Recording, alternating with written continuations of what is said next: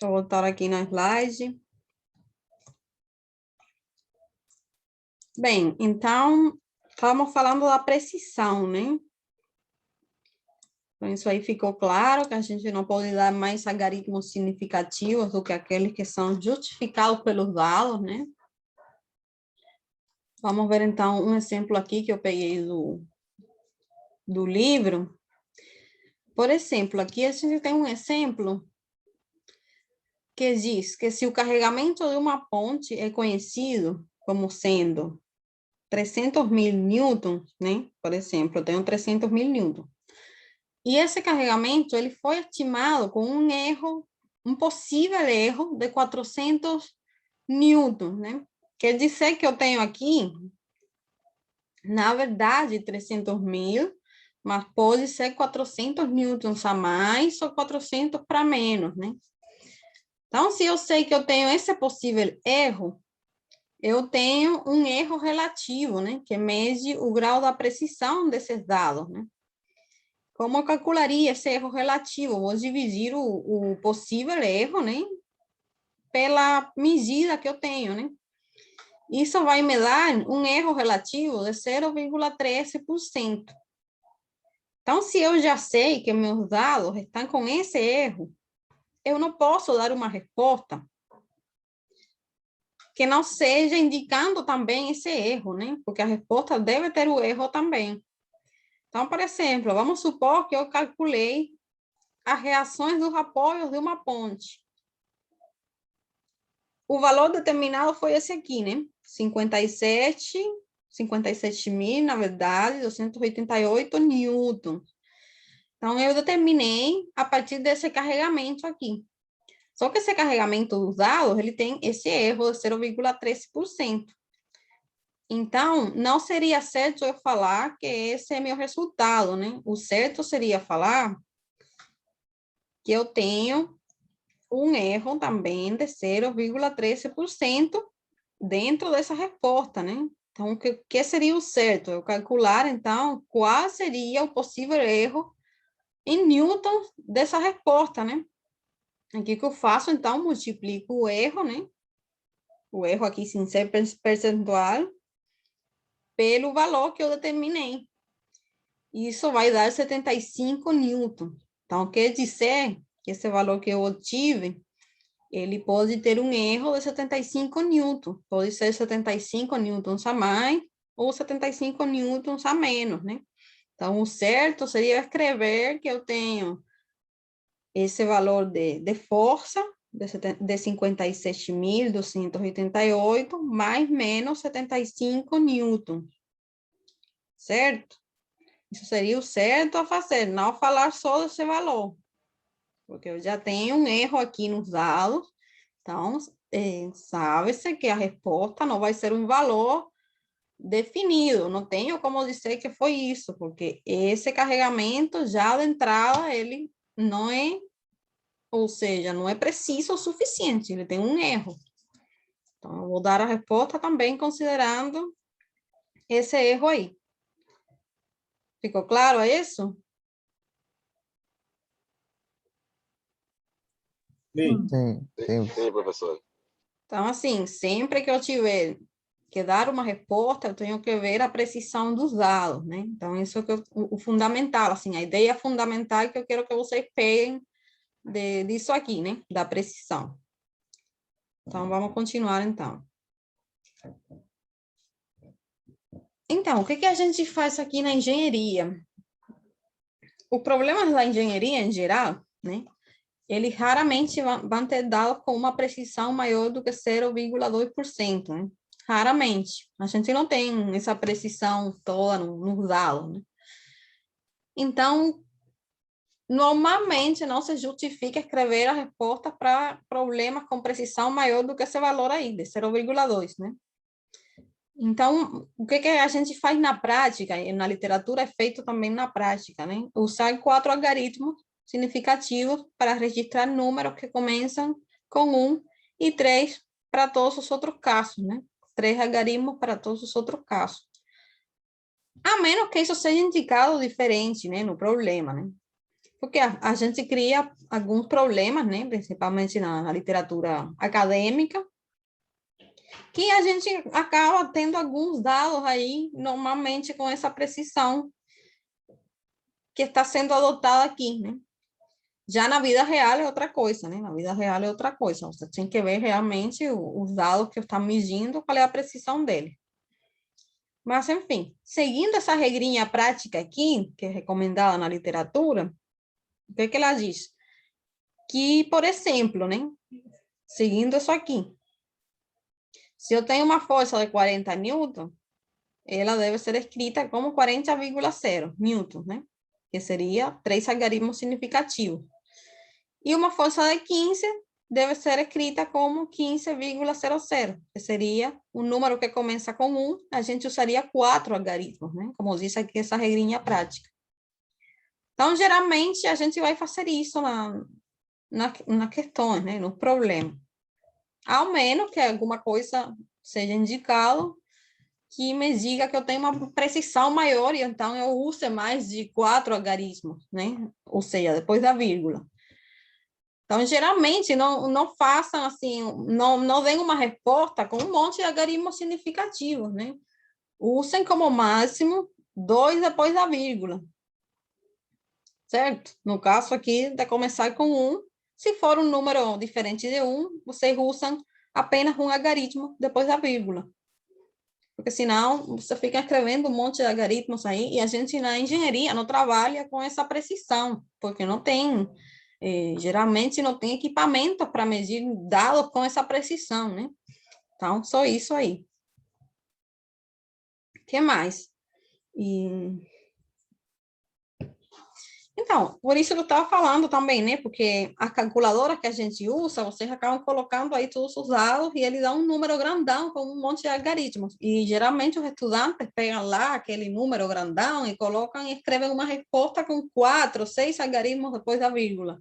E isso não faz sentido nenhum para a engenharia, né? Porque a gente não usa todos esses algarismos, não tem essa precisão. Então, só lembrar desse detalhe, né?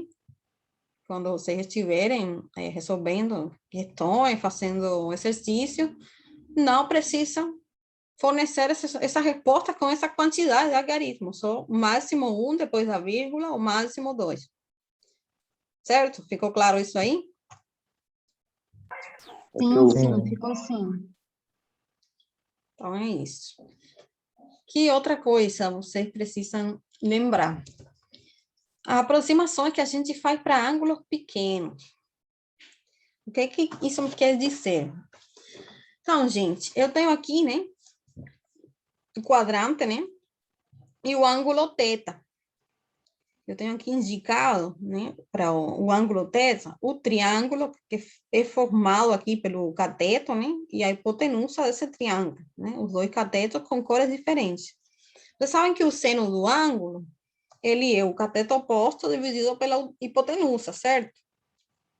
E o cosseno é o cateto adjacente aqui, esse lado, dividido pela hipotenusa. Então, o que acontece quando esse ângulo é muito pequenininho? À medida que esse ângulo for menor, isso aqui vai ficar mais próximo, né? Essa hipotenusa verde vai ficar mais próxima aqui do lado vermelho, né? Então, o que acontece? Desde que esse ângulo seja expresso em radianos, o que acontece? Quanto mais se aproximar esse lado, essa hipotenusa aqui verde do lado vermelho, é porque o ângulo é menor, né?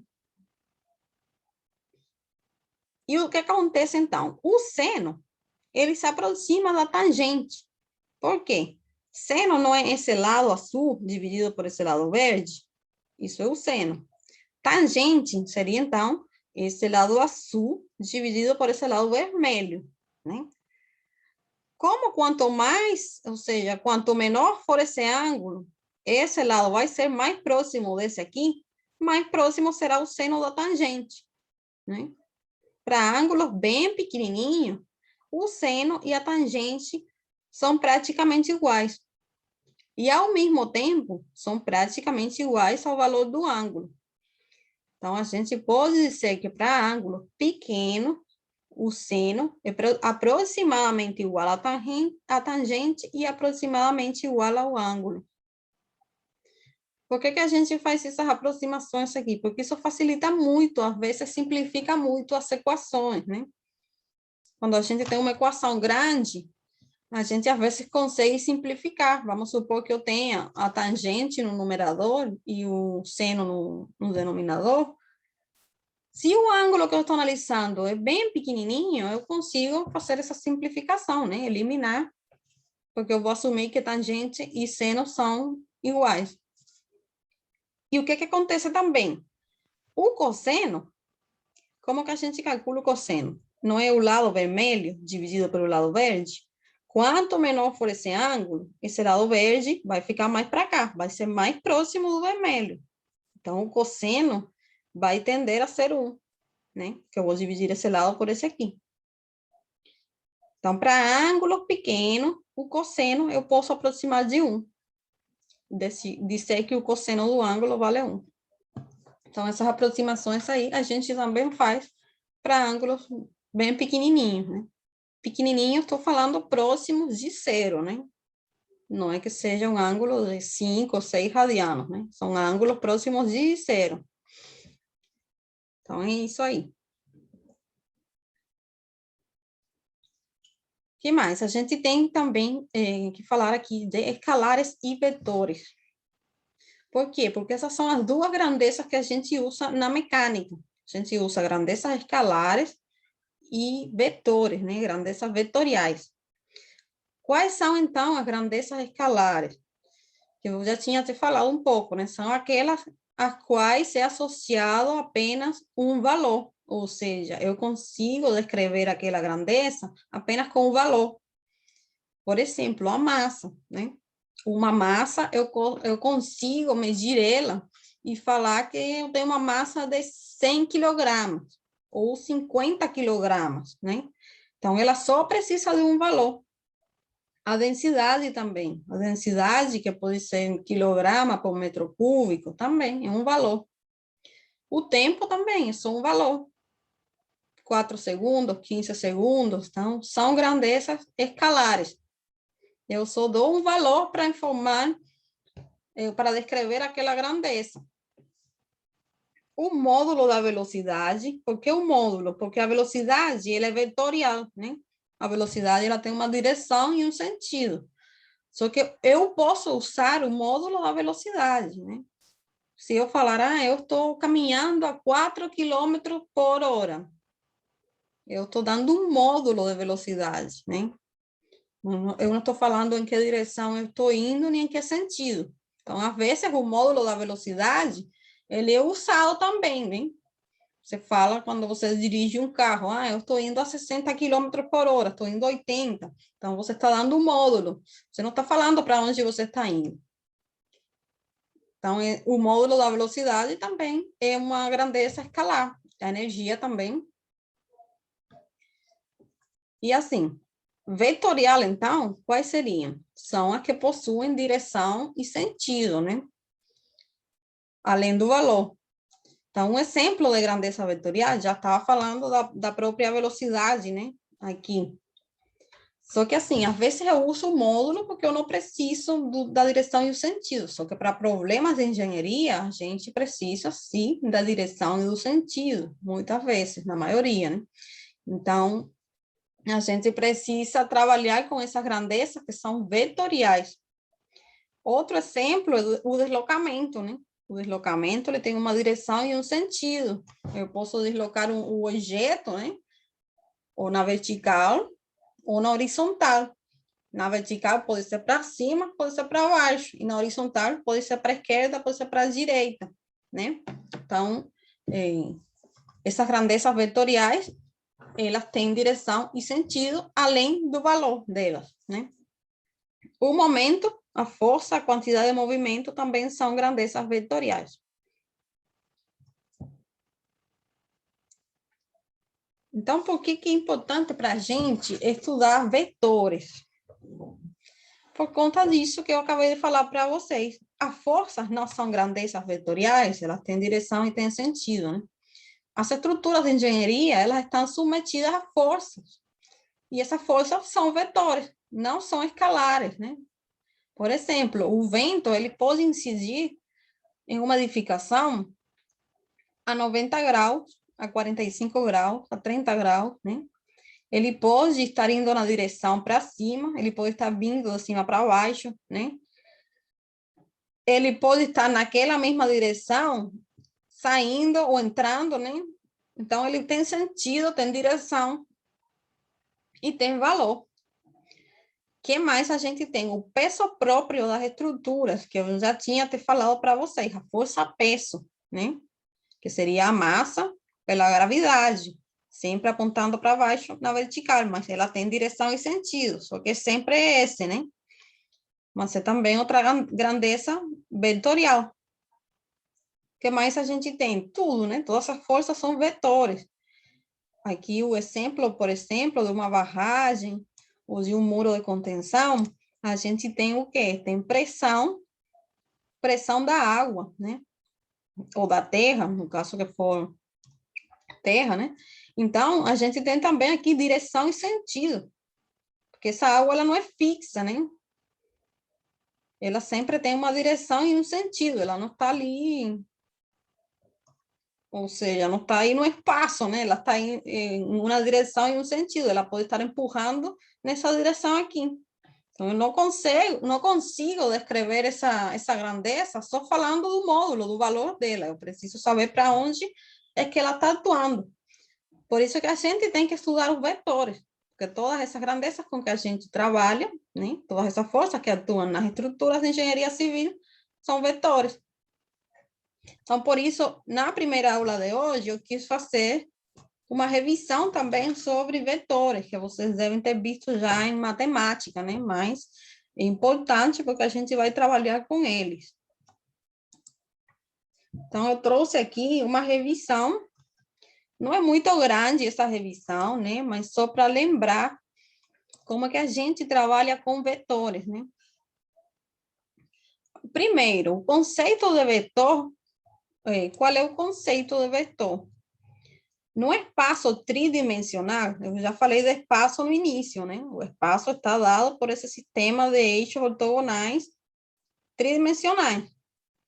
Então, um vetor qualquer no espaço, vamos supor aqui o vetor AB, ele é dado pela diferença entre os pontos A e B, né? Entre o ponto A, que é o ponto, podemos dizer, inicial, e o ponto B, que é o ponto final. Então, por exemplo, se o ponto A, um ponto no espaço, ele é descrito pelas 3 coordenadas, né? A localização de um ponto no espaço, ele é dado por 3 coordenadas cartesianas, né? X, Y, Z.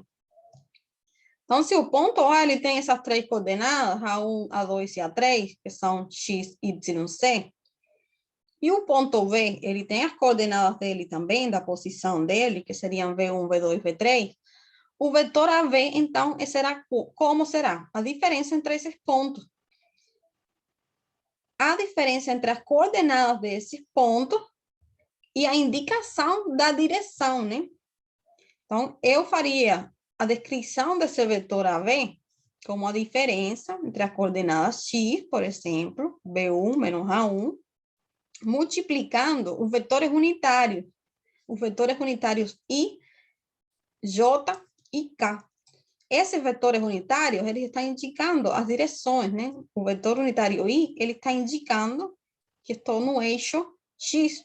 O vetor unitário J, ele me indica que eu estou no eixo Y. E o vetor unitário K, ele me indica que eu estou no eixo Z. Certo? Então, com essa diferença entre as coordenadas, eu posso descrever o vetor.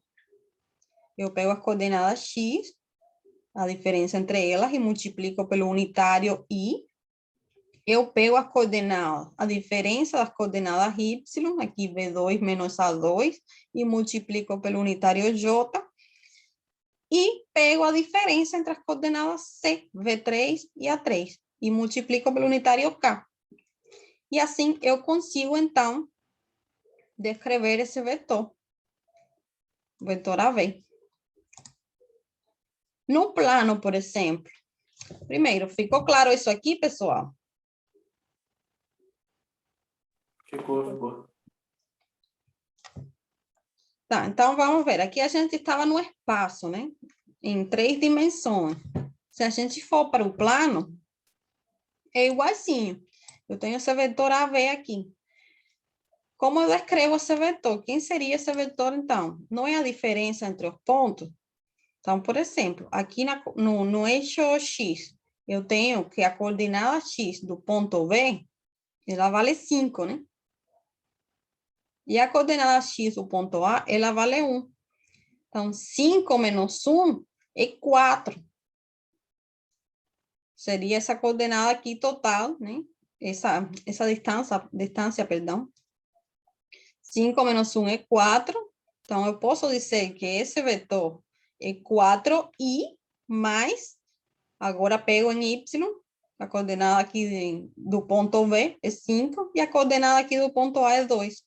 5 menos 2 dá 3. Então, 3 multiplico por j. Então, eu posso dizer que esse vetor AV, ele vai ser igual a quem? A 4i mais 3j. Assim que eu descrevo esse vetor. Certo? Pera aí, não entendi. Pode repetir, por favor? Então, pegando aquela equação que eu falei lá atrás, vamos lá. Deixa eu colocar aqui.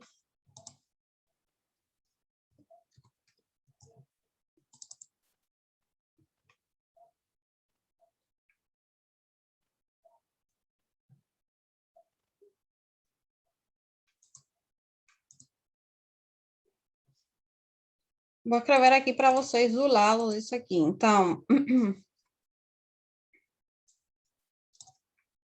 eu estou aqui no plano, então eu só vou ter os eixos X, Y, eu não tenho eixo C, né?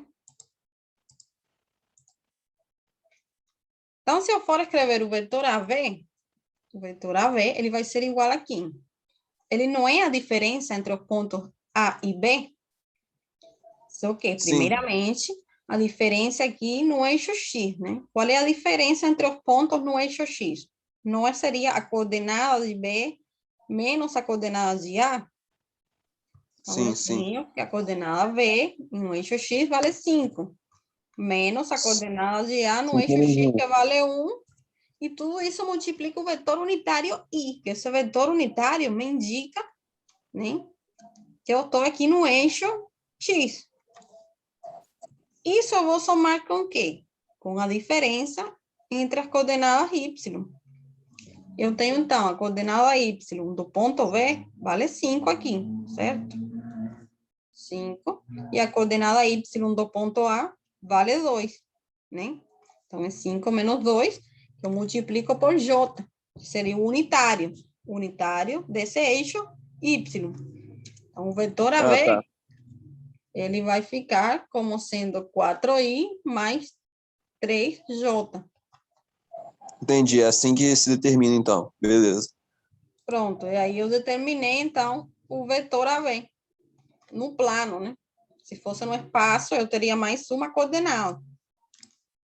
Então, quando vocês vejam um vetor com os eixos, com vetores unitários I, J e K, vocês já sabem que esse vetor está no espaço. Se vocês veem ele apenas com dois vetores unitários, com dois eixos, então ele está no plano, um vetor no plano. Como se a outra coordenada fosse 0, né? Professora, Sim, você pode deixar isso aí escrito no PowerPoint quando for mandar para o Ava? sim, ele vai ficar aí já. Tá, obrigado.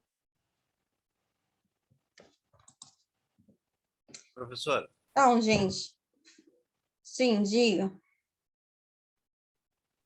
esse material que a senhora está trabalhando hoje aí na aula, está postado no aula? Eu vou postar, assim que acabar a aula, eu vou postar lá. Eu achei que eu tinha postado, mas alguém falou aí que não, então eu vou postar agora quando acabar a aula, tá bom? Eu tenho certeza que não. Tá, porque tem outra turma que eu já dei aula e talvez eu me confundi. Mas eu vou postar para vocês assim que acabar. Valeu, Beleza. professora. Obrigada. Nada. Então gente, Isso aqui são alguns exemplos, né? Esse aqui eu já tinha feito, mas podemos fazer esse outro aqui. Por exemplo, eu tinha aqui 3 exemplinhos, né? Para determinar o vetor AV no seguinte caso, que eu tenho um ponto A com essas coordenadas e um ponto B com essas coordenadas aqui. Então, eu já fiz aqui o primeiro, né? Eu coloquei aqui a resposta. O primeiro, então, eu determinaria como vetor AV, com a coordenada x de V, né? Menos a coordenada x de A, que seria 1, multiplicando o unitário i, mais a diferença entre as coordenadas y, que seria aqui de V 4, e de A seria 5 aqui, né? 4 menos 5 multiplicando j, mais a diferença entre as coordenadas c.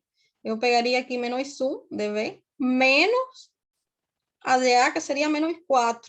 Tudo isso multiplicando k. Fazendo essa continha aí, então, eu teria 2 menos 1, 1, que seria 1 por i, seria i, mais 4 menos 5 dá menos 1, então, por isso eu tenho menos j aqui, e menos 1, como isso aqui é 2 negativo, fica positivo, menos 1 mais 4 dá 3, por isso eu tenho aqui 3k. Esse foi esse primeiro exemplo aqui. A gente pode fazer esse aqui, esse segundo, para que vocês vejam como que ficaria, né? Se eu tenho 2 pontos, está me pedindo determinar o vetor, eu escreveria aqui nesse caso 2 como? É o mesmo, aplicar a mesma formulação. Eu teria aqui a coordenada x do ponto B, que aqui vale 1. Então, eu faria a diferença entre as coordenadas x, 1 menos a coordenada x do ponto A, só que ela também é negativa, então é menos 4, tá? Isso aí multiplicaria o vetor unitário i, que são as coordenadas x que eu peguei. A diferença agora entre as coordenadas y, eu pegaria aqui 5, né? Menos, tenho 8 aqui do vetor A. E tudo isso vai multiplicar j, né? E por último, eu teria aqui 8, né? Menos 3. Então, 8 menos 3, tudo isso multiplicando k. E aí, fazendo a continha, né? Vai ficar como? Vai ficar 1 mais 4, né? 2 negativo, 1 mais 4 dá 5. Então, isso seria 5i. Mais 5 menos 8 daria menos 3, né? Então, aqui ficaria negativo, menos 3j. E nesse caso aqui, 8 menos 3, que vai virar aqui 8 mais 3. 8 e 3, 11, né? Então, eu teria 11k. E assim, esse seria o vetor AV nessa situação aqui. Ficou claro? Professora, Sim. aí no caso, aí esse 5i mais 3j mais 11k, no caso é x, y, z, correto? No Isso. espaço. É, você tem aqui Beleza. os pontos, eles estão dados por 3 Essa parte aí tá coordenadas. tranquila. Essa parte tá tranquila. Essa parte de multiplicação de cálculo aí tá tranquila. Só queria tirar essa dúvida aí, no espaço. Sim, mas é por isso mesmo que eu estou falando. Se você já vê que o ponto ele tem 3 coordenadas, é que está no espaço, né? Ele tem 3 coordenadas, x, y, z. Não, isso mesmo. Uhum. Se Beleza. não fosse assim, você teria um ponto só com 2 coordenadas, aí estaria no plano. Não teria isso, é isso mesmo. Era só a minha dúvida, só essa, só. Show. Então, é isso, gente. Esse aqui você faz da mesma forma, tá? Eu não vou fazer esse aqui, seria o mesmo procedimento. Você subtrai a coordenada. Vamos fazer também já, para ficar aí. Então, vamos fazer esse aqui, por exemplo, seria a coordenada x do ponto V, que vale 1. 1 menos a coordenada x aqui de A, que também seria 1. Tudo isso eu vou multiplicar pelo unitário i, mais o quê? a diferença das coordenadas y, que seria 5 aqui, do ponto B, menos 1 do ponto A, e aqui eu teria, então, o unitário J, multiplicando. Mas a diferença entre as coordenadas C seria 8 menos 1, né? E tudo isso multiplicando K. E como ficaria esse vetor, então? Observem aqui que eu tenho 1 menos 1, isso aqui vai ser A, então eu não tenho componente aqui no eixo X. 5 menos 1 aqui seria 4J, mais 8 menos 1 seria 6K. Então, observem que esse vetor aqui, ele está no plano. Ele não está no espaço.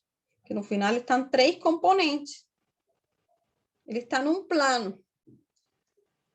E ele está em qual plano? No plano YC, né? Eu tenho componente aí no eixo Y e no eixo C. Então, ele estaria no plano YC. Ele estaria no 0x, né?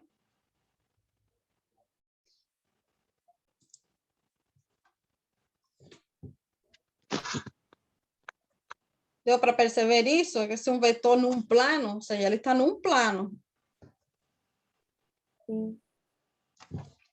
Entendi. Sim, deu sim, professora. E como ele ser as coordenadas aqui x, ele é um vetor que vai ficar num plano, ele não está no espaço, ele está num plano dentro daquele sistema espacial, né?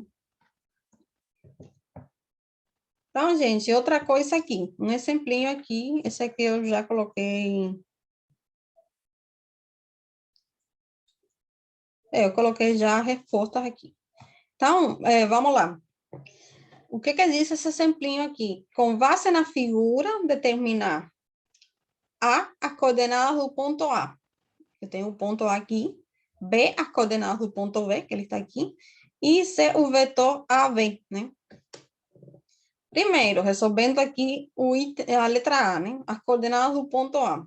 Se eu vejo aqui o ponto A, ele está... Qual a coordenada dele no eixo X? Observa aqui que eu tenho o vetor unitário I aqui, né? Então, o meu eixo X seria esse aqui. Meu eixo Y seria esse aqui atrás. E meu eixo C seria esse aqui, outro indicado pelo vetor unitário K. Então, o ponto A, ele tem uma coordenada no eixo X é quanto? Observa aqui, está cotado aqui, 4 metros, né? Está indicado aqui, 4 metros. Então, eu terei uma coordenada em x de 4. No eixo y, tá aparecendo aqui, acotado para mim. 2 metros, né? 2 metros. E no eixo z, a altura está aqui, né? 4. Então, eu teria aqui 4. Você vê aqui, eu coloquei já a resposta. A coordenada no eixo x seria 4. No eixo y, 2. E no eixo z seria 4 também. Então, esse ponto aqui está dado por essas coordenadas no espaço. No caso do ponto B, observem aqui. A coordenada dele x qual é? Está aqui também, aqui, cotadinho aqui, 2 metros, tá? Então, ele está 2 metros do eixo e a coordenada dele em x. A coordenada dele em y, observa aqui, 3 metros, né? E a coordenada em z seria a altura que ele está, que aparece aqui, 6 metros, né?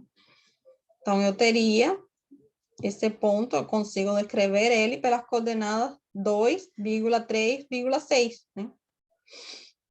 E se eu for determinar agora o vetor, o que eu vou fazer? Eu conhecendo essas coordenadas que eu determinei aqui do desenho, eu aplico aquela formulação, né? A diferença das coordenadas multiplicada pelo unitário, né?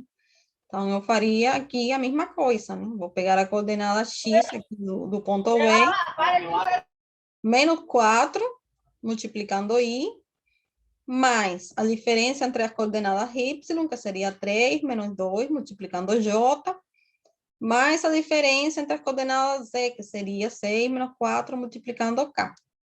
Fazendo essa continha aí, o vetor vai ficar menos 2i mais j mais 2k. Né? Fazendo essa continha aí. Então, é assim que a gente determina os vetores, né?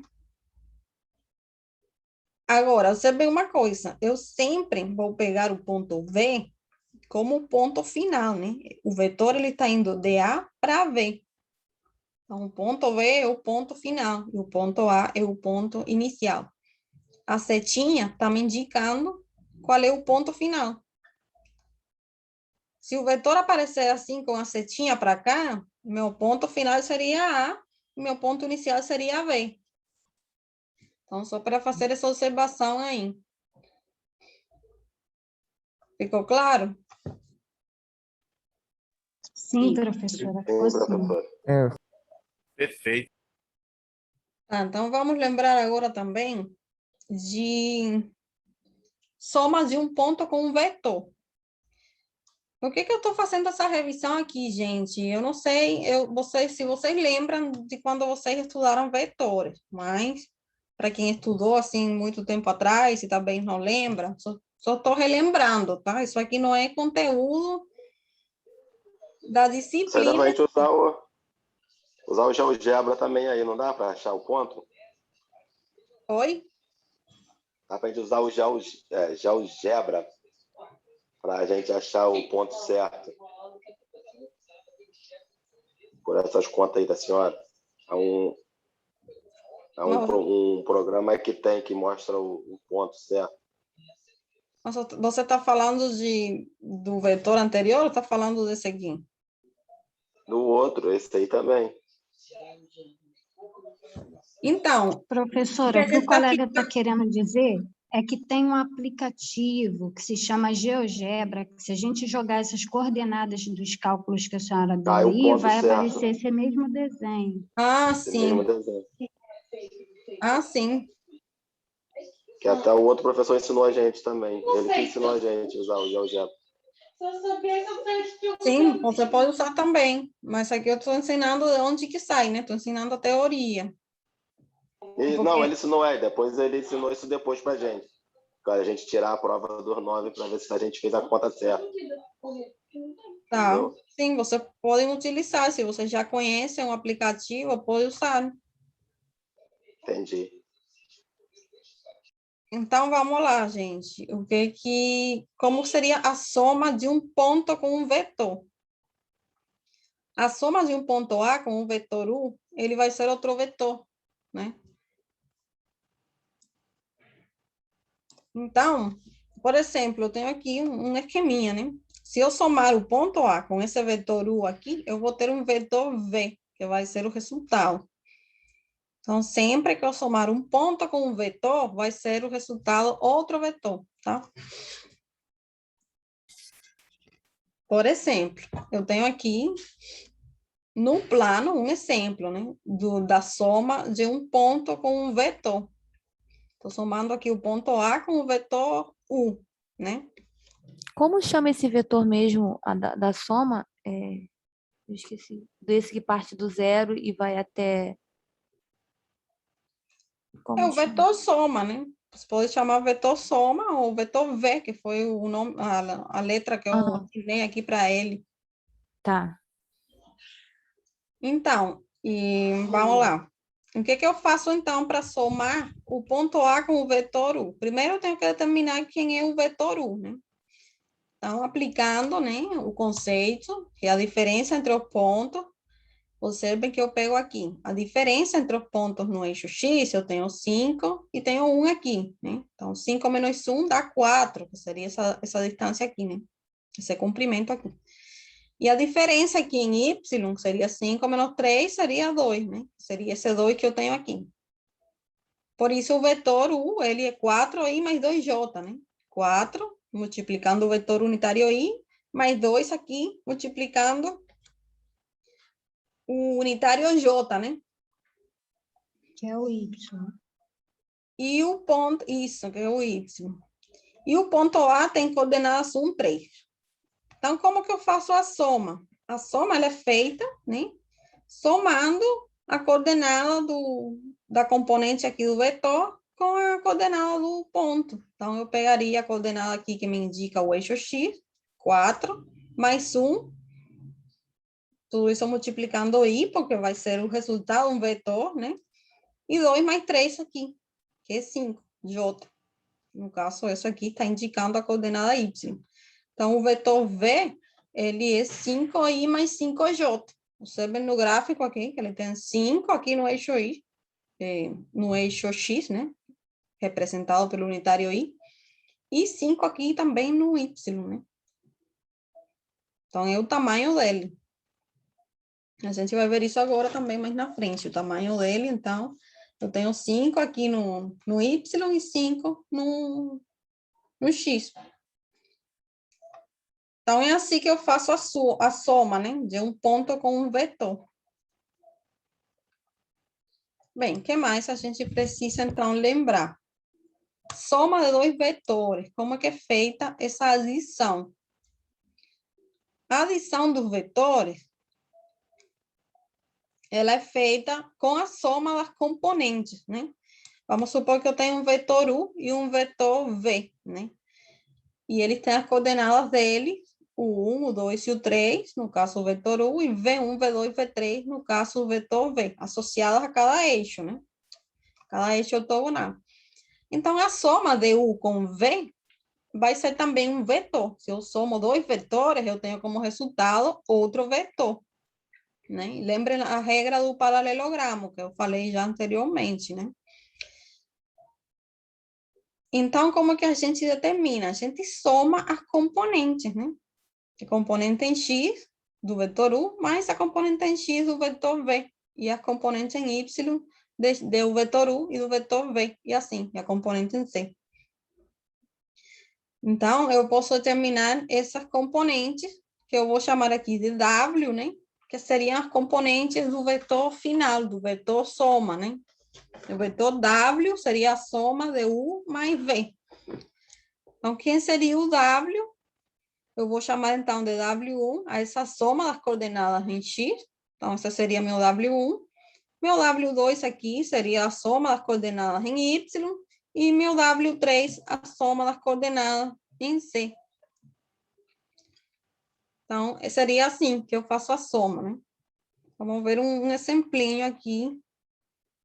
Um exemplinho aqui de cálculo, né? Já com números, né?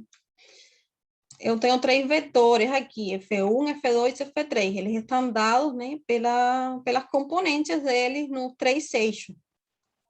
Então, eu quero determinar R, né? Sendo que R é a soma de F1, F2 e F3. Como que é feito, então, isso? Eu vou somar as componentes, né? Primeiro, vou somar as componentes X, todas aquelas que estão associadas ao unitário I, né? 20 mais 40 aqui, mais 50. Seria essa soma aqui que eu tenho, né?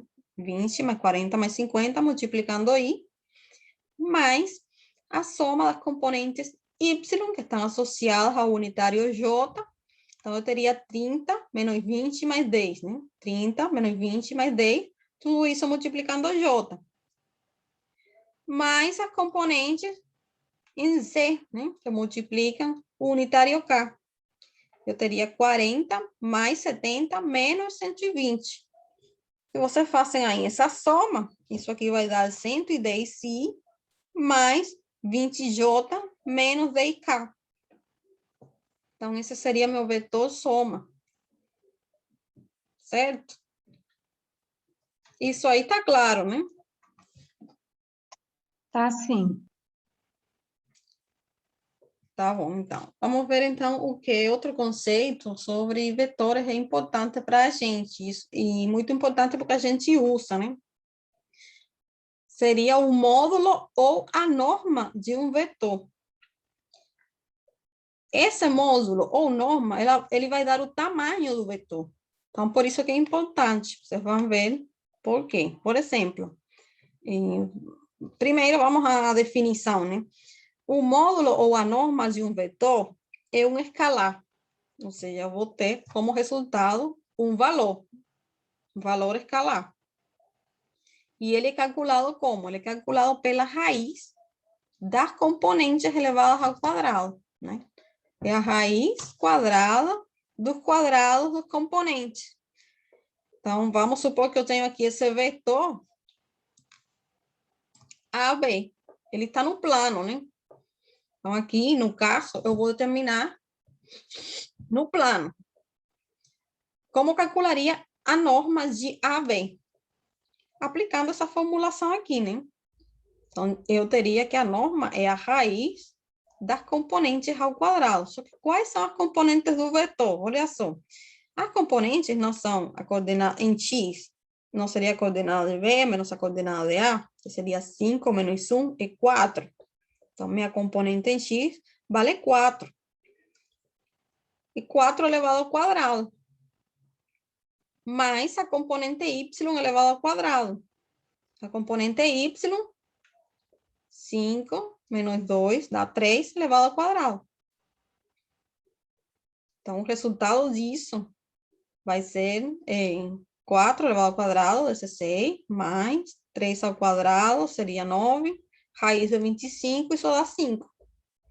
Observem que isso aqui é a mesma coisa do que o teorema de Pitágoras, né? Então, a gente está calculando o tamanho do vetor. E é sempre pela raiz quadrada dos quadrados das componentes daquele vetor. Professor, Sim, e no caso aí, esse tamanho seria a hipotenusa, correto? Pelo teorema de exatamente. Pitágoras. Entendi. No caso, essa formulação aí vai ser B menos 1, né? Que no caso é o A. E depois 5 menos 2, correto? Que é um Exatamente. triângulo. Que são as Beleza. componentes do vetor. Lembra que se você for escrever o vetor, você teria que ele é 4i É um... mais 3j, Isso. né? Então, você está pegando a 4 Aham. mais 3. Beleza, show. Então, é isso. Então, para que serve a norma? A gente usa muito em aplicações, né, em problemas de engenharia, o módulo de um vetor. Por exemplo, eu trouxe aqui um exemplinho. Eu vou fazer esse aqui. Observe o que ele pede, né? Isso aqui é uma torre. Vamos supor que é uma torre e ela está sustentada por esses cabos aqui. Então, isso pode ser uma estrutura real, né? De engenharia, uma torre. E está pedindo aqui o exemplo para encontrar o comprimento dos cabos. O cabo AB, AC e AD, que dão sustentação à torre, de 50 metros de altura. Está mostrado aqui na figura. Então, por que esse comprimento a gente determina como módulo do vetor? Porque esses cabos, né, estão dando sustentação, então eles estão tensionados, né? Então, esses cabos estão sujeitos a uma força. Então, são vetores. Eu tenho forças nesses cabos, né? Vetores de força. Essa força está indo em alguma direção. Observa aqui, está indicada a direção dela e o sentido, né? Pela setinha. Tem uma força indo na direção aqui para baixo, né? Da torre para o chão. Então, o exemplo pede para encontrar o comprimento desses cabos. Como que eu encontro? Calculando a norma, né? Desses vetores. A norma é o comprimento. Então, vamos fazer esse exemplinho aqui, rapidinho, né? Eu vou levar essa figura, vou levar para o quadro aqui melhor. Quadro branco.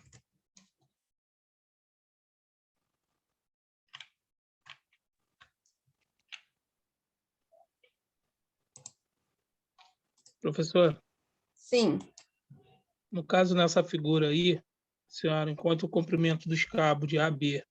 No caso, IAC e AD. No caso aí, o comprimento, né? Se eu tiver errado, a senhora, claro que vai me corrigir. Seria essa altura aí, 50 metros, seria de A até D, de A até B e de A até C.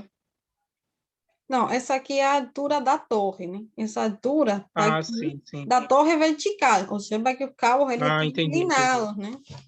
Então, Beleza. No caso, eu já entendi aí. 40, 25, beleza, show. Só isso. Isso, essas distâncias aqui que estão indicadas, elas estão no plano aqui na horizontal, né? Aqui no plano, eu tenho aqui I, né? Então, esse seria meu eixo X. Eu tenho aqui o J, então esse seria meu eixo Y. Certo? Então, eu tenho o plano XY aqui na base, né? Na base dessa estrutura toda. Entendi. E esses 50 metros seria a altura da torre, mas a torre ela está vertical e os cabos eles estão inclinados, né? E tensionados. Beleza. Então vamos, só um minutinho.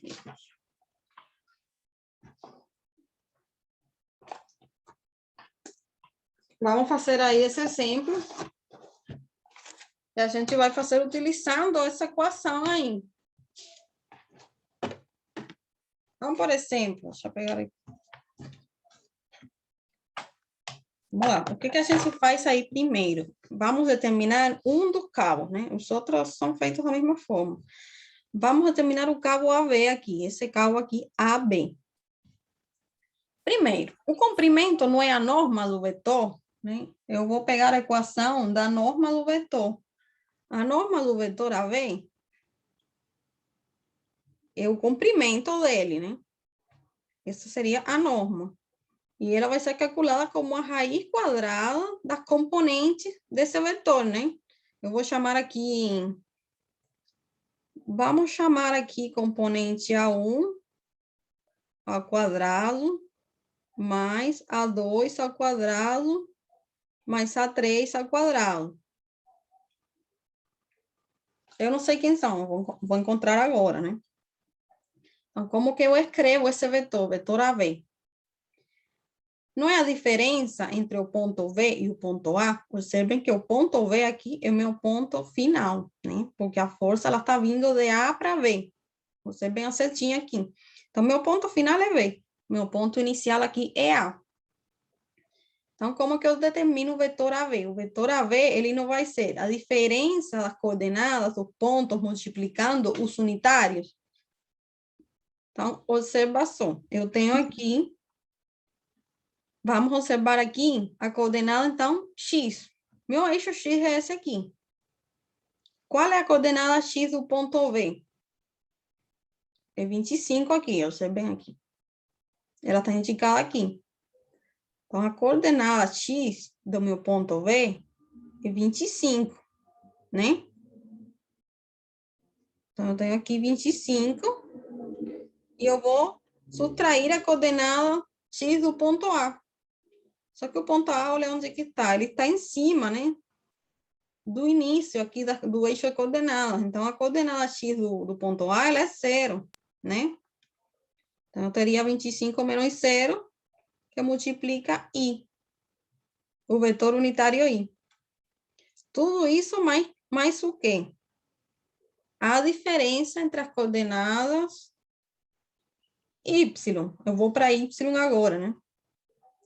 Qual a coordenada Y do ponto V? Observem o eixo Y, esse aqui.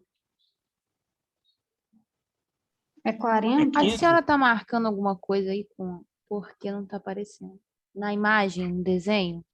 Sim, estou marcando aqui o eixo. Não aparece? Ah, agora voltou o Pra mim tá mouse. aparecendo. Então, esse aqui é o meu eixo Y, né? Então, qual seria a coordenada Y do ponto V? 40? 40. Mas ele está aqui, ele está sobre o eixo, ele não está aqui. Esse aqui é o ponto C. A coordenada de V seria 0, né? 0. Ele Ah, está em tá cima da coordenada, é 0. Exatamente, ele está em cima. Então, eu tenho a coordenada Y, que é 0, menos... Qual seria, então, a coordenada Y do ponto A? Ele está também aqui, né? É 0 também. Ele está Zero em cima também, do eixo, então eu tenho 0. Tudo isso aqui é 0, J. Beleza, aí falta só a diferença das coordenadas no eixo C.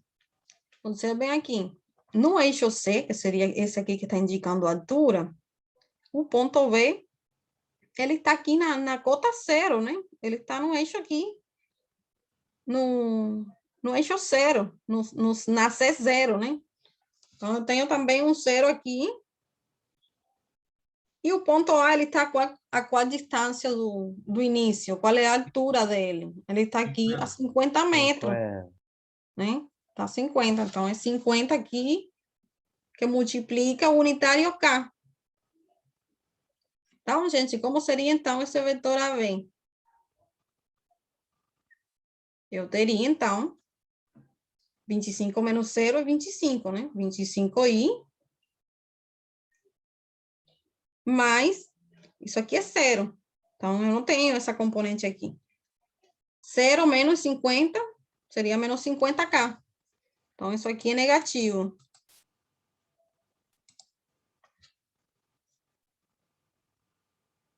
Menos 50 multiplicando k. Esse seria o meu vetor. Esse seria o vetor A, velho. Observem que ele está no plano, porque ele está aqui em cima do eixo. Então, ele está em um plano, que seria o plano ZX. Por isso que ele não tem essa componente. Eu posso descrever esse vetor no plano. Eu não preciso desse eixo para esse vetor aqui. Então, gente, o que eu faço agora? Eu já posso calcular a norma do vetor, que seria, então, o quê? A raiz quadrada do quadrado dessa componente raiz. Então, eu teria que essa norma seria a raiz de quem? De 25 aqui ao quadrado, mais 50 ao quadrado, né? No caso, seria menos 50 elevado ao quadrado. Isso vai dar positivo, né? Porque um número negativo elevado ao quadrado é positivo. E se você fazem essa conta aí, essa norma, ela dá aproximadamente 56 metros de comprimento para o cabo. Né? Então, assim, eu determinaria o comprimento desse cabo aqui. A mesma coisa você faz para os outros dois, para AD e para AC. Aplicando o mesmo raciocínio, né? Então, é assim que eu calculo o comprimento dos cabos. Ficou claro isso ou alguém tem alguma dúvida aí? Tranquilo, professor. Tá, então, os outros dois você fazem se quiserem, né, para praticar, porque é a mesma coisa. Não vou fazer aqui, porque é bem... A senhora arredondou para cima, né? 55, Isso. Então, o que que acontece? Lembra que a gente estava falando da precisão? Você poderia ter dado isso aqui como 55,9 não sei quanto, né? Não sei quanto que daria isso. 55,9. Exatamente. 16,9944. Mas se você passou os dados, eles são dados com números inteiros. Então, por que a gente vai dar a resposta com um algoritmo significativo a mais? Isso não faz sentido. É o que estávamos falando anteriormente, né? Então, eu arredondei para um número inteiro, para ser coerente com os dados. Só falta botar o tio em cima do igual para ficar certinho. Oi? Só falta botar o tiozinho em cima do igual para poder botar certinho.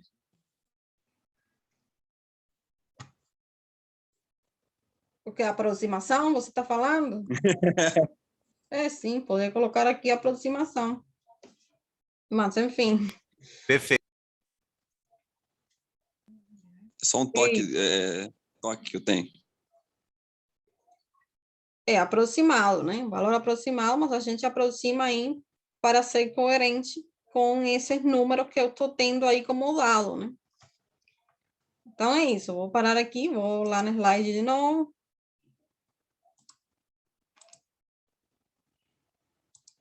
E vamos continuar aqui com alguns conceitos, né, de vetores também. Por exemplo, já que a gente conhece, a gente já aprendeu, né, a determinar a norma, a somar vetores, né? Agora, por exemplo, as componentes de um vetor conhecida a orientação dele no espaço. Eu posso determinar as componentes conhecendo a orientação. Eu tenho aqui um exemplo no plano, né? Tem o vetor F. E eu quero determinar as componentes dele nos eixos ortogonais x e y, né? Que seriam essas outras duas setinhas aqui indicadas, né? Se eu conheço a orientação, que é o ângulo θ, eu posso determinar essa componente aqui, no eixo X, como F que multiplica cosseno θ, certo? Por trigonometria, né? E essa outra aqui, como F seno θ. Então, eu teria como determinar essas duas componentes conhecendo esse ângulo aqui, da orientação dele.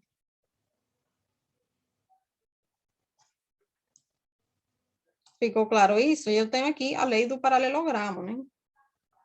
Observem só, eu tenho um vetor, que seria a resultante, as componentes dele, se eu for representar de forma gráfica, eu teria que traçar o paralelogramo, né?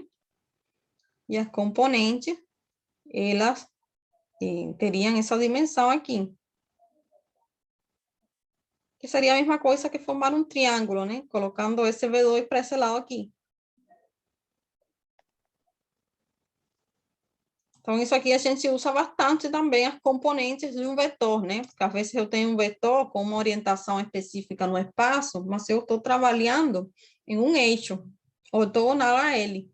E aí eu preciso decompor esse vetor e achar as componentes. Então, a gente usa muito, muito isso aqui também em problemas de engenharia. Certo? Então, o vetor F, ele vai ser... você pode expressar assim com a componentes, né?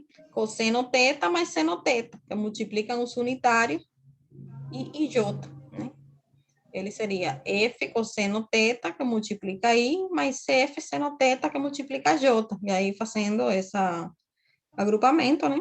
Eu poderia expressar, então, o vetor F em função das componentes e do ângulo θ. Então, vamos ver um exemplo aqui, pessoal. Como é que a gente determina as componentes desse vetor F, de módulo F. Qual é o módulo F? Esse valor que eu estou indicando aqui. A gente precisa determinar os componentes do vetor na base IJ, né? Vamos determinar as componentes desse vetor na base IJ. Como que a gente determina? Vamos ver o exemplo A. Então, eu vou pegar, se levar isso para o quadro, deixar aí.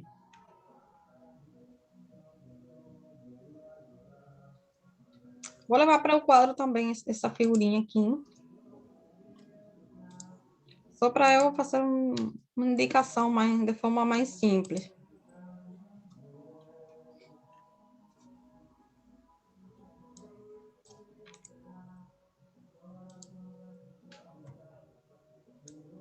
Tá, então eu vou...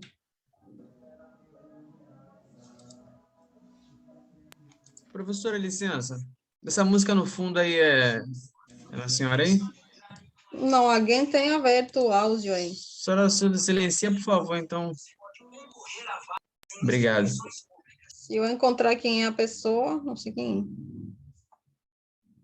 Já foi, professora, silenciaram. Obrigado. Então, vamos lá. Eu compartilhei o quadro, né?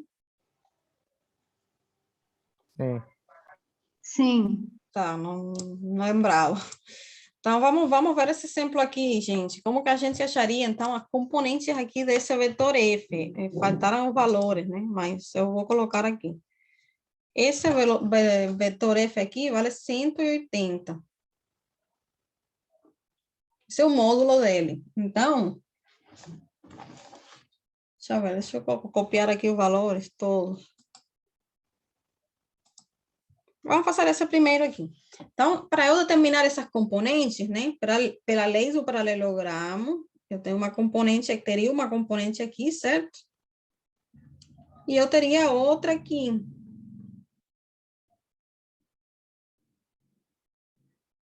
Então, eu quero determinar essas componentes conhecendo o ângulo.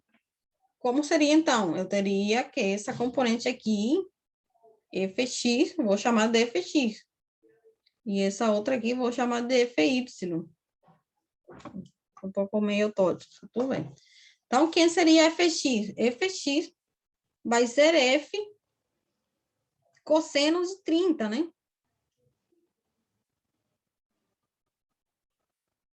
E Fy vai ser igual a F seno de 30.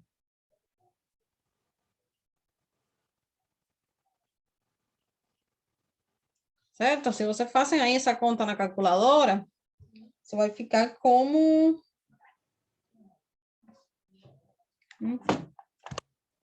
F seno 30, tá dando para mim aqui 90. E F cosseno 30, não, fiz ao contrário. É seno. F seno 30 que dá 90, né? Putz.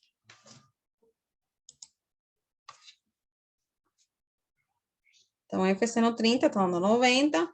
E F cosseno 30 tá dando para mim aqui 155,88.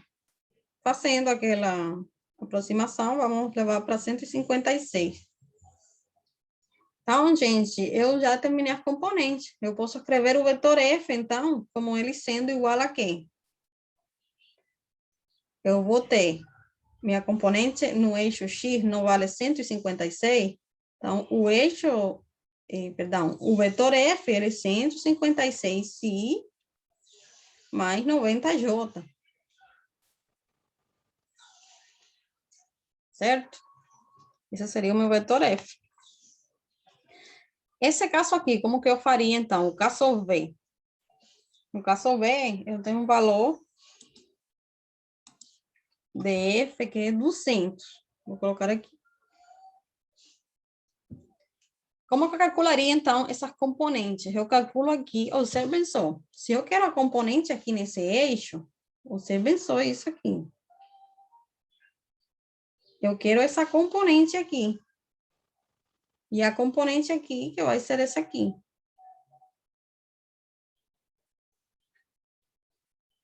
Eu teria aqui minha FY e minha FX. Então, pessoal, qual ângulo eu usaria aqui?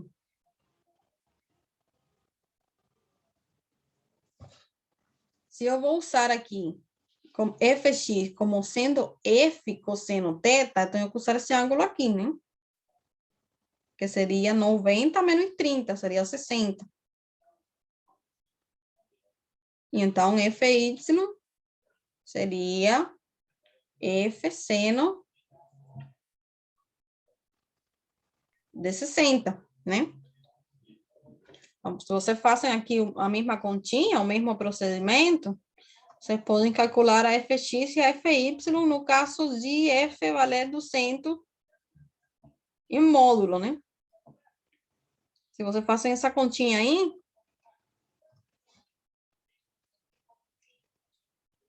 vocês vão ter uma componente F cosseno de 60 que vai valer 100. Ou seja, essa Fx vai valer 100 e essa Fy vai valer 173.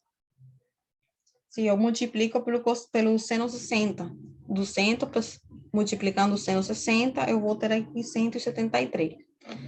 Mas o que eu mais quero que vocês percebam qual é o ângulo que a gente usa, né? Por exemplo, nesse caso C aqui, se eu vou determinar as componentes, vamos escrever aqui o caso, esse aqui foi o caso A. O caso B,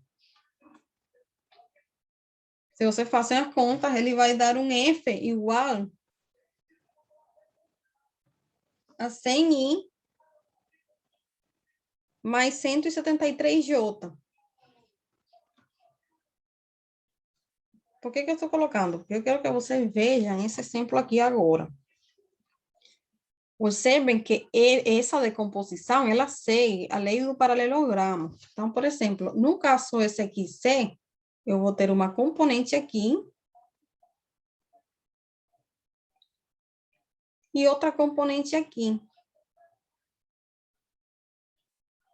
Certo? Só que observem uma coisa, pessoal. Essa decomposição aqui, eu tenho valores positivos. Por quê? Elas estão no sentido positivo do eixo, né? Meu eixo X, ele é positivo para esse lado, que está apontando o vetor unitário, e meu eixo Y, ele é positivo daqui para cima. Só que nesse caso aqui, eu tenho uma componente aqui ao contrário.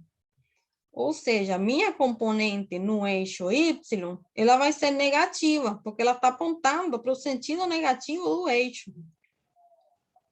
Então, vocês calculam essas componentes aqui da mesma forma, né? Essa fx, que está aqui em cima, ela vai ser f cosseno 30, né? E essa fy vai ser f seno 30. Só que vai ser negativa, né? Vai ser menos f seno 30. Ou se eu considerar aqui o cosseno negativo, né? Ela já vai dar negativa também. Mas percebam sempre que quando ela está apontando no sentido contrário, essa componente vai ser negativa, porque ela está no sentido negativo do eixo, está para baixo. Então, se eu calcular aqui essa componente, o valor do C para esse exemplo era 120. Então, o valor de F era 120. Se você calcula aí a Fx e a Fy como sendo 120 por cosseno 30 e 120 por seno 30, você vai ter duas componentes com o valor de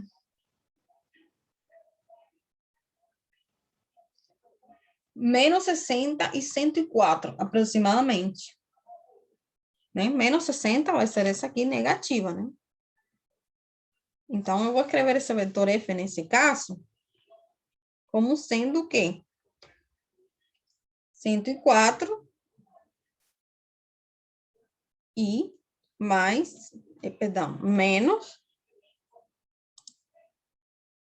60J.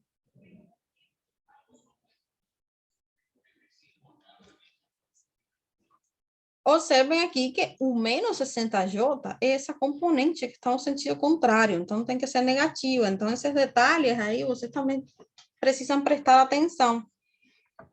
Quando ela fica contrário, ela é negativa. Esse caso aqui, se eu for decompor esse vetor F, eu vou ter aqui uma componente igual a F cosseno θ e F seno θ aqui na horizontal. Só que observem que nesse caso aqui, a componente no eixo Y, ela vai ficar apontando para baixo, né? Porque eu tenho aqui a lei do paralelogramo. Então, ela vai vir para baixo e a componente Y vai apontar aqui para a esquerda, né? Eu vou ter uma componente aqui para a esquerda. Observem que, nesse caso, as duas são contrárias ao sentido positivo do eixo. Então, quando eu escrever esse vetor, eu tenho que lembrar que a componente no eixo X é negativa e no eixo Y também, né? Então, ele vai ser menos algum valor I menos algum valor J, né? Então, você precisa lembrar disso aí. O valor desse aqui era 260. Se vocês quiserem calcular aí depois,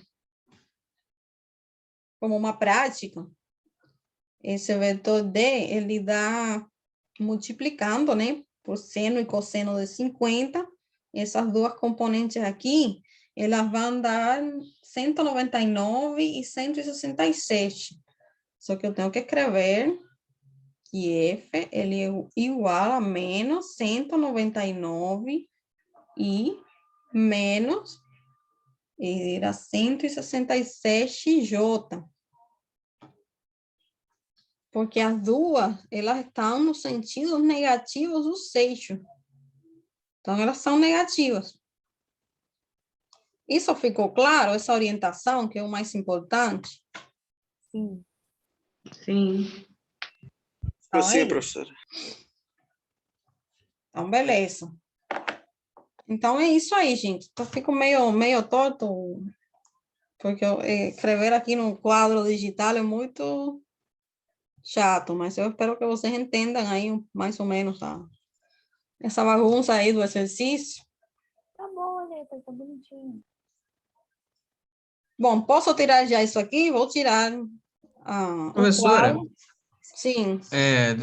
A senhora consegue depois emitir um PDF com essas notas de aula para a gente aí? Porque alguns professores fazem isso para a gente, ajuda bastante para a gente revisar depois o que foi ensinado em aula. Não, eu vou passar a slide, né? As slides eu vou passar lá, vou deixar no Ava um PDF com as notas de aula e o vídeo, a gravação também vai estar disponível para vocês. O link eu vou colocar lá no Ava. Perfeito. Não, sim, eu só frisei com a questão do PDF aí, claro, que se a senhora pudesse, é porque para revisar é bem mais prático, mais rápido, ajuda muito. Mas tá top, muito obrigado. Sim, sim. Então, vamos voltar aqui na slide, a gente já está terminando. Tem alguma coisinha assim para relembrar. Bom, isso aí são então as componentes de um vetor, né? Vamos lembrar também aqui do produto escalar. O produto escalar de um vetor, ele é calculado como? Se eu tenho um vetor, vamos supor, um vetor U e um vetor V, com uma orientação entre eles de um ângulo que está entre 0 e 180 graus, né? Eu calcularia o produto escalar como sendo o módulo do vetor U, vocês já aprenderam a calcular o módulo, né? Eu falei do módulo anteriormente, pelo módulo do vetor V, pelo cosseno do ângulo alfa, que seria esse ângulo, né, entre eles. Então, é assim que é feito o produto escalar. Observem aqui que o produto escalar, ele é comutativo, ou seja, se eu multiplicar U por U, vai ser a mesma coisa que U por U, né? Porque eu estou multiplicando escalares, né? Estou multiplicando aqui os módulos.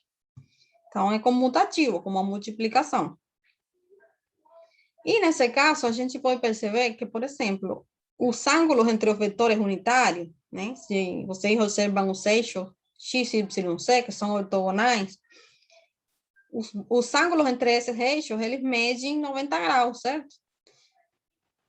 E como o cosseno de 90 ele é zero, isso quer dizer o quê? Que se eu fizer o produto escalar entre esses vetores unitários, ele vai ser zero. Certo? Então, quando eu tiver dois vetores que sejam ortogonais, o produto escalar é zero. É só uma propriedade para vocês lembrarem disso aí. Tá? Então, esse é o produto escalar. Agora, o produto escalar de dois vetores, ele pode ser vaciado. Só um minuto, gente. Peraí.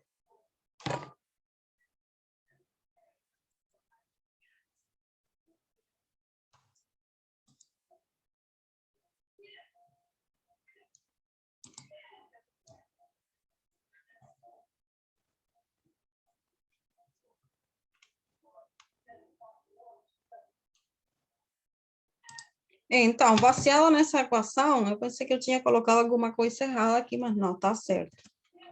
Então, baseado no que a gente falou anteriormente, no que eu falei anteriormente, o produto, então, é escalar do vetor U com o vetor V, né? Vamos supor que ele tem essas componentes aqui, o 1, o 2 e o 3, e V1, V2 e V3. O produto escalar, então, ele é dado por o produto das componentes, né? O 1, V1, mais o 2 por V2, mais o 3 por V3, né? Eu posso, então, multiplicar as componentes e as somas L, né?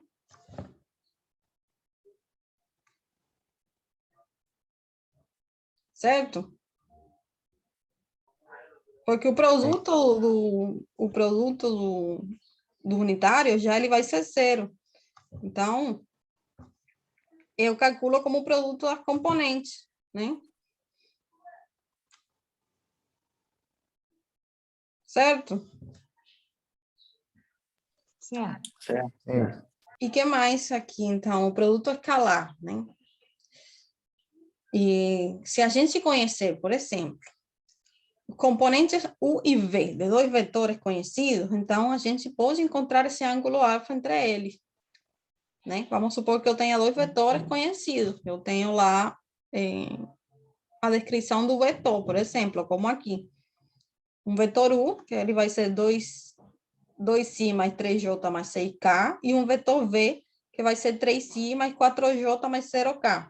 Né? Esse 0 eu poderia eliminar daqui, mas tudo bem. Estava assim num exemplo e eu copiei assim.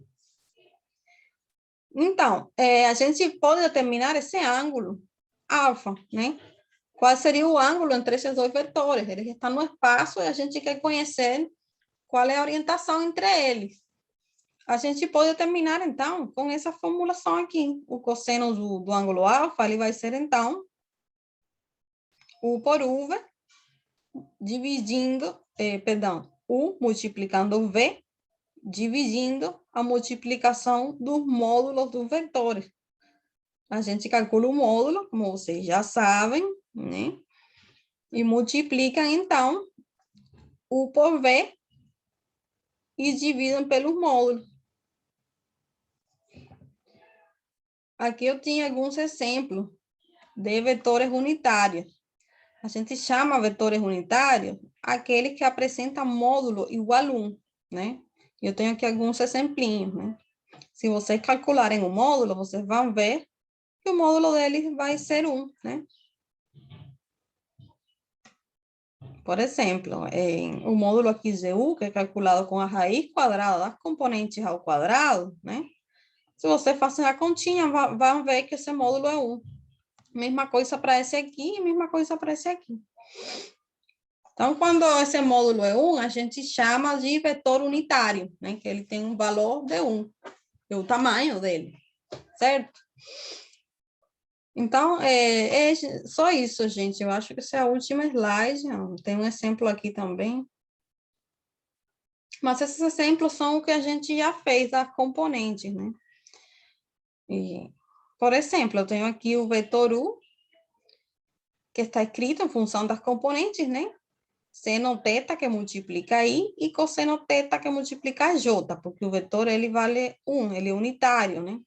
Então, como ele é unitário, seria 1 cosseno θ e 1 seno θ. Então, eu teria o vetor unitário descrito em função das componentes como sendo seno θ I mais cosseno θ J. E no espaço, no caso de ser no espaço, eu teria o vetor unitário U, ele vale 1, né? Eu teria que achar, então, as componentes nos 3 eixos. Eu teria 3 componentes. Então, observem aqui que no caso do eixo Y, para eu decompor ele no eixo Y, que seria o eixo X, né? Indicado pelo unitário Y, eu tenho que usar o cosseno do θ e o seno de φ.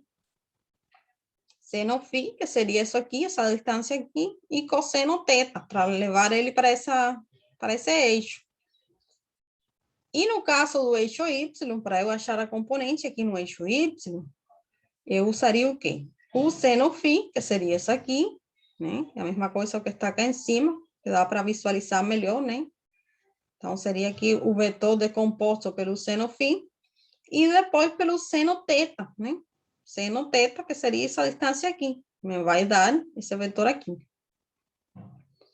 E no caso aqui, então, do eixo Z, eu faria o quê? Eu multiplicaria apenas pelo cosseno do ângulo φ. O cosseno de φ vai dar essa distância aqui, né? E vai me dar essa componente aí em C.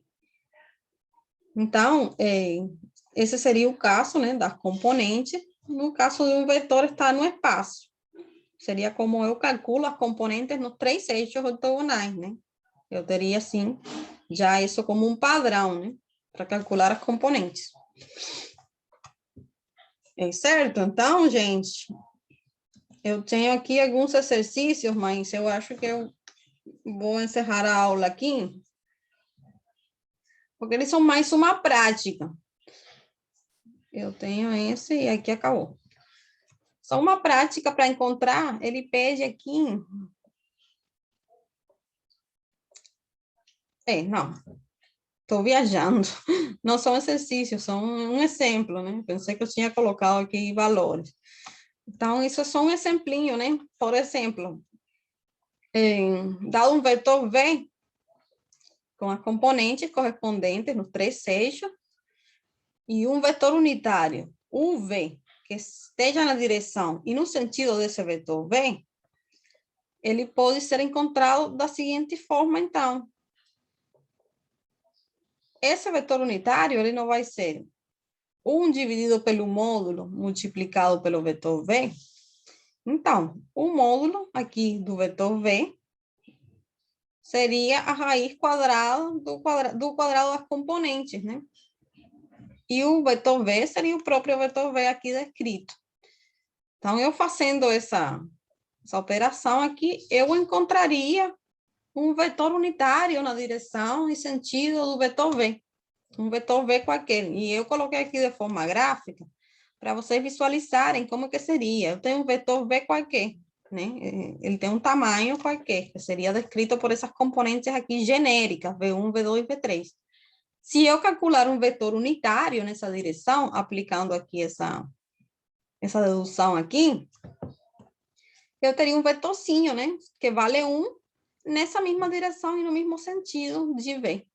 Se eu quiser encontrar um vetor unitário nessa direção. Bom, então, gente, assim, alguma dúvida? Não. Não, professor. Por enquanto tá legal. O negócio é treinar agora. Tá, então, Exatamente. isso foi uma revisão para a gente encarar agora, em aula que vem, que a gente vai começar a estudar, então, forças, né? Sistemas de força.